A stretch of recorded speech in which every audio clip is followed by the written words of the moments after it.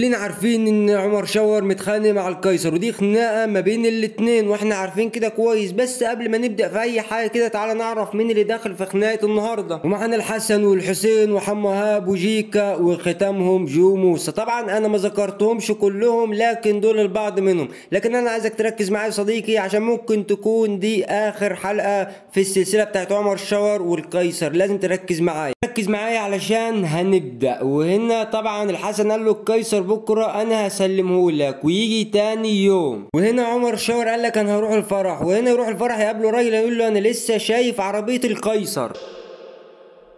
وهنا عمر شاور كلم صاحبه زي ما انتم شايفين وقال له يا شوقي لو قيصر هناك كلمني. شوقي قال له لا يا معلم قيصر مش هناك ولازم تدور عليه. هنا عمر شاور خد بعضه وراح عند مين؟ على الحسن والحسين وخبط عليه، وطبعا حسن فتح له ودخل ليهم ومسكوا كده وقال له يا معلم انت مش قلت لي ان هسلمك القيصر؟ قال له عمر شاور يا عم انت اللي جيت متاخر. عمر شاور قال له خلاص انا عاوز اوصل للقيصر دلوقتي. قال له خلاص يا عم اهدى كده واحنا هنروح له سوا، بس اهدى كده. قال له خلاص يلا بينا يا معلم انا ايدي قاعد معاك. وهنا عمر شاور خد عربيته وطلع على الطريق الصحراوي وفضل ماشي، بس بيفكر بيقول لك انا ممكن يكون الحسن والحسين عاملين لي كمين. هو مقلق برضه، راح ماشي ودخل وصلوا مكان كده وقال للحسن احنا هنخش. فالحسن قال لك لا محدش هيخش غيري انا وعمر. هنا اصحاب عمر شاور قالوا لك لا يا معلم احنا لازم نخش مع صديقنا عمر، طبعا لازم يطمنوا عليه. وهنا اتفقوا ولا خلاص يا عم احنا هنخش نجيب القيصر. وفعلا دخلوا واتفقوا مع بعض ودخلوا هما الثلاثه المكان زي ما انت شايف يا صديقي. بصراحه المكان روعه.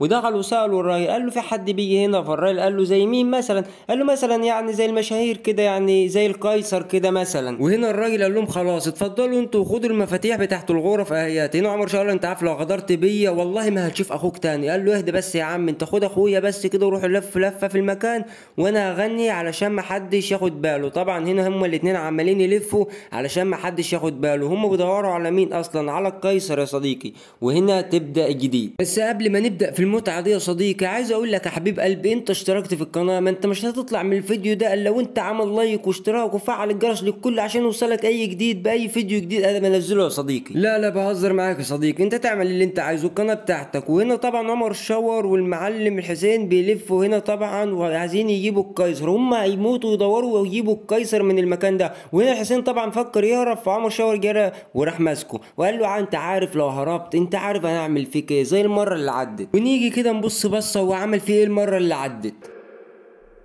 انت فاكر تريش على الضعيف وده ضعيف مش هنعمل له حاجه. وفين القيصر؟ السما. تعالى يا حسين تعالى. ايه اللي جابني هنا؟ هقول على تقول لي ده انت بعيد والله انت. اقعد كده يا اقعد كده انا.